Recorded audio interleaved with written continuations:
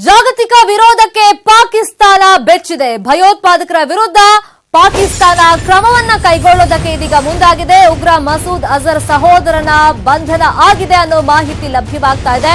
ಮೊನ್ನೆಯಿಂದಲೂ ಕೂಡ ಪಾಕಿಸ್ತಾನ ಒಂದು ದಿಟ್ಟ ಕ್ರಮವನ್ನ ಕೈಗೊಳ್ಳಬೇಕು ಅನ್ನೋ ನಿರ್ಧಾರಕ್ಕೆ ಬಂದಿತ್ತು. ಇದೀಗ ಭಯೋತ್ಪಾದಕರ ವಿರುದ್ಧ ಕ್ರಮ ಆಗಿದೆ. ಉಗ್ರ ಮಸೂದ್ ಅಜರ್ ಸಹೋದರನನ್ನ ಬಂಧನ ಮಾಡಿದೆ ಪಾಕಿಸ್ತಾನ ಅನ್ನೋ ಮಾಹಿತಿ ಲಭ್ಯವಾಗಿದೆ. ಮುಫ್ತಿ ಅಬ್ದುಲ್ ರವೂಫ್ ಬಂಧಿಸಿದೆ ಪಾಕಿಸ್ತಾನ. ಈತನನ್ನ ಉಗ್ರ ಮಸೂದ್ ಅಜರ್ ಸಹೋದರ ಈತ. ಮತ್ತೋರ್ವ ಉಗ್ರ ಹಮ್ಜಾ ಅಜರ್ ಕೂಡ ಬಂಧನ ಆಗಿದೆ ಅನ್ನೋ ಮಾಹಿತಿ ಸಿಕ್ಕಿದೆ. ಪಾಕಿಸ್ತಾನ ಆಂತರಿಕ ಸಚಿವರಿಂದ ಈ ಘೋಷಣೆ ಆಗಿರೋದು.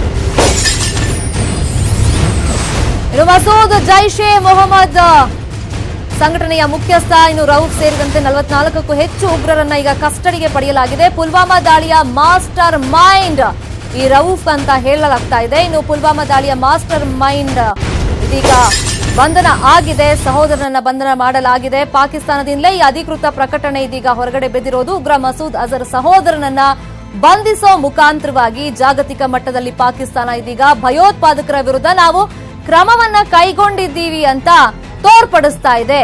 ಮುಫ್ತಿ ಅಬ್ದುಲ್ ರವೂಫ್ ಬಂಧಿಸಿದೆ ಪಾಕಿಸ್ತಾನ. ಉಗ್ರ ಮಸೂದ್ ಅಜರ್ನ ಸಹೋದರ ಈತನನ್ನ ಬಂಧನ ಮಾಡಿದ್ದೀವಿ ಅಂತ ಪಾಕ್ನ ಅಧಿಕೃತ ಮೂಲಗಳೇ ಇದೀಗ ಹೇಳ್ತಾ ಇದೆ. ಜಾಗತಿಕ ವಿರೋಧಕ್ಕೆ ಕೊನೆಗೂ ಪಾಕಿಸ್ತಾನ ಇದೀಗ ಬೆಚ್ಚಿ ಬೆದ್ದಿದೆ.